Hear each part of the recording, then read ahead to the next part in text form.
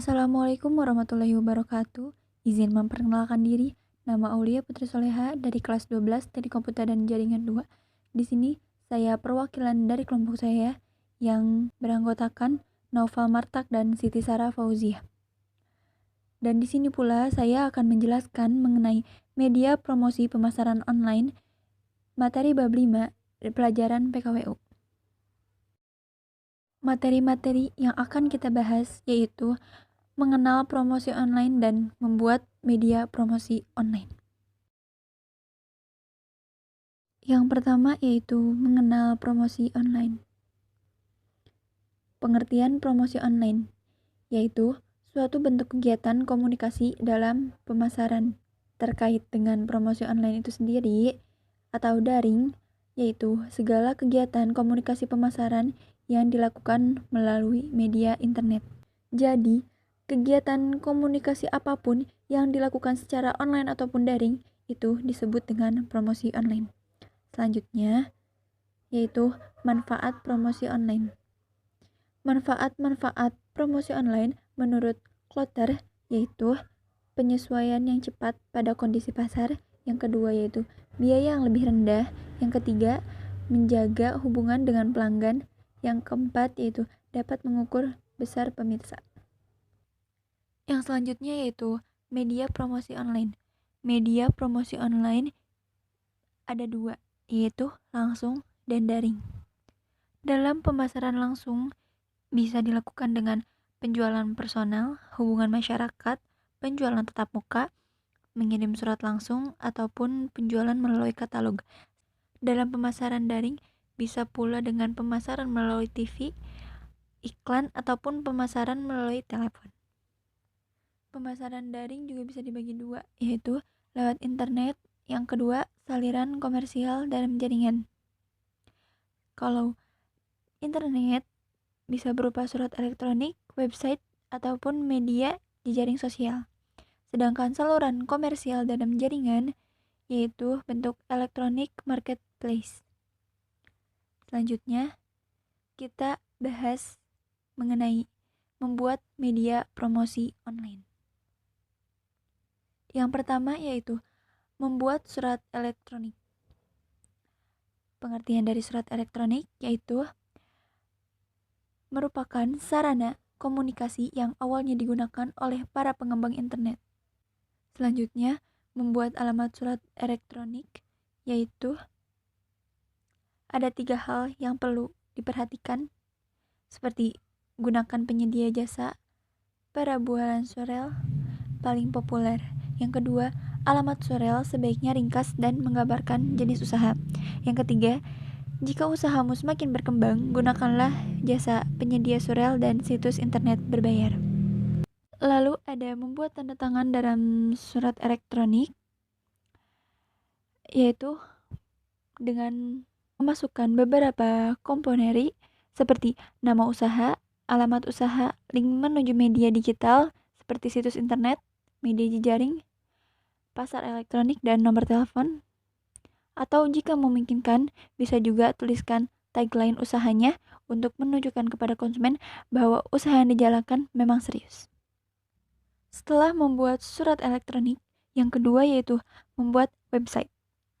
Pengertian dari website itu sendiri yaitu halaman internet yang utama yang perlu dimiliki oleh pelaku usaha. Tahap-tahap membuatnya yaitu yang pertama, perencanaan yang berisi berupa tujuan dari website, kebutuhan untuk membangun website, dan hal yang diinginkan dalam website serta operator website. Yang kedua yaitu aspek visual. Aspek visual ini mengenai tampilan website yang dibuat dengan ramah bagi pengguna atau user friendly. Yang termasuk pada aspek visual itu terbagi menjadi 2 tahapan, yaitu yang pertama yaitu pertimbangan desain. Website yaitu ibaratkan wajah dari sebuah usaha. Desain web juga harus dipertimbangkan dengan baik sesuai dengan karakter usaha dan tujuan usaha. Jikalau seorang usaha membuat website itu tidak percaya diri dengan tampilan websitenya, maka bisa menggunakan tampilan website kompetitor. Yang kedua yaitu halaman website. Dan yang ketiga yaitu konten. Kalau konten itu karena setiap website harus membuat konten dengan menarik dan positif dan memerlukan juga aspek-aspek seperti berikut ini, seperti hierarki. Dalam hierarki ini terkait dengan navigasi web secara keseluruhan. Lalu di setiap halaman, konten yang paling penting harus muncul di urutan paling atas dan disusul dengan konten yang paling sedikit informasinya. Selain itu juga yang kedua yaitu ada panggilan aksi ataupun call to action. Dalam setiap konten, yang paling penting adalah permintaan ataupun panggilan untuk melakukan aksi tertentu. Contohnya, seperti follow me on Twitter, atau klik untuk mendapatkan berita langganan, atau pula bisa klik untuk membeli sekarang. Jadi, panggilan aksi itu berupa sebuah kalimat, seperti kalimat untuk panggilannya, tapi kalimatnya harus jelas dan tidak ambigu. Setelah itu juga ada yang ketiga yaitu tulisan untuk website. Tulisan dalam web atau web copywriting adalah sesuatu yang spesifik dan unik, serta bahasa penulisannya memiliki sentuhan spesifikasi yang berbeda. Isi tulisannya diharapkan menarik dan mengambil sudut pandang konsumen. Selanjutnya, setelah kita membuat surat elektronik, lalu membuat website, yang terakhir kita membuat media sosial. Pengertian dari media sosial yaitu sarana yang memudahkan masyarakat untuk saling berinteraksi melalui internet. Jenis-jenis media sosial yaitu yang pertama yaitu jejaring sosial. Jejaring sosial ada platform media sosial paling populer dan sangat luas penggunanya. Jejaring sosial memungkinkan para penggunanya untuk membuat perkiraan virtual berdasarkan hubungan mereka di dunia nyata, sehingga memfasilitasi mereka dapat berbagi berita ataupun konten. Yang kedua yaitu forum. Forum adalah komunitas online yang saling mengirim dan menyebarkan kabar atau berita sesuai dengan topik. Yang ketiga yaitu social sharing. Layanan media social sharing memungkinkan pengguna untuk saling berbagi file, foto, ataupun video.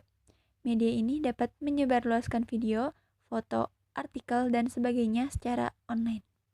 Yang keempat yaitu social bookmarking.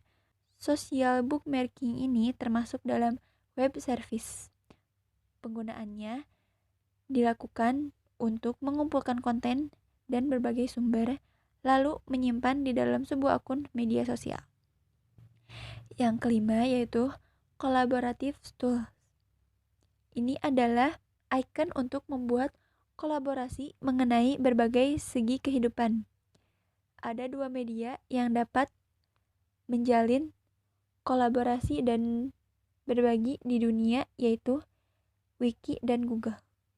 Wiki adalah halaman internet berisi informasi topik yang spesifik dan semua orang diperbolehkan untuk mengedit informasi yang telah tersedia. Sementara Google merupakan salah satu alat yang dapat mengunggah atau mengunduh informasi apapun, kemudian pengguna dapat mengirimkan tautan informasi tersebut ke rekannya ataupun pengguna lainnya. Sedangkan yang keenam yaitu business network ataupun jejaring bisnis. Jejaring bisnis ini merupakan media sosial yang fokus pada bidang pekerjaan bisnis. Salah satu situs yang paling terkenalnya adalah LinkedIn. Melalui link itu dapat mencari pekerjaan, melamar pekerjaan, mendapat informasi seputar dunia, dan juga sebagainya. Pembahasan selanjutnya yaitu aturan berkomunikasi di media sosial. Aturan-aturannya yaitu yang pertama, ikuti dan jangan memimpin. Yang kedua yaitu mendengarkan.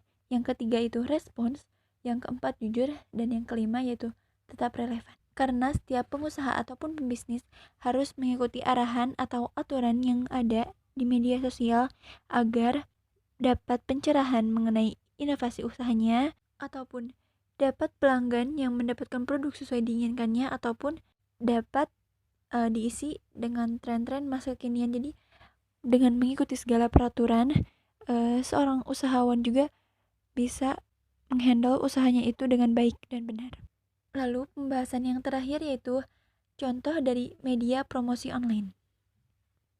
Contoh-contoh medianya yaitu Google Ads yang merupakan media promosi online yang dimiliki berbagai pilihan campaign yang bisa dipilih.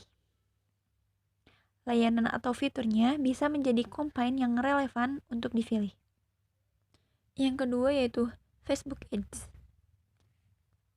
Facebook Ads ini dinilai sebagai media promosi online yang paling efektif karena pembuatan Facebook di Indonesia yang sangat beragam.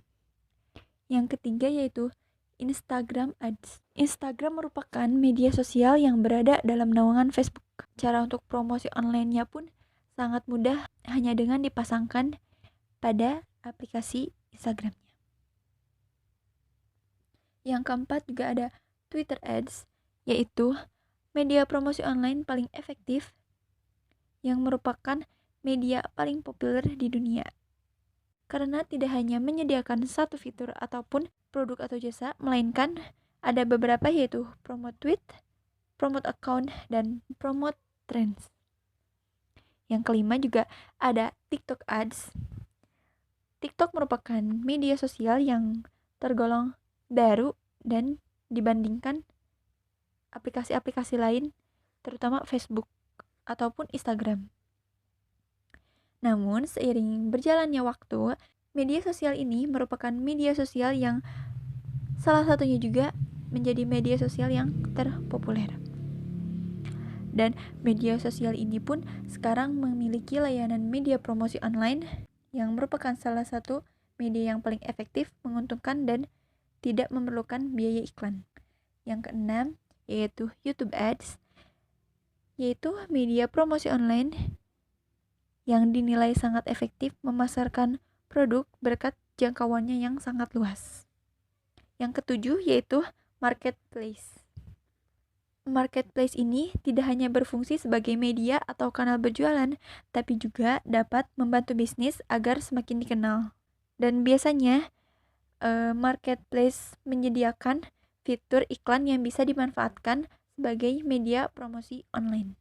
Yang terakhir yaitu endorsement. Selain menggunakan fitur-fitur ads di media sosial seperti Instagram, TikTok, YouTube, hingga Twitter, sebagai media promosi online, sebagai pelaku usaha juga bisa menggunakan jasa endorsement untuk memasarkan produk. Endorsement dilakukan oleh para influencer yang telah memiliki jumlah follower yang banyak.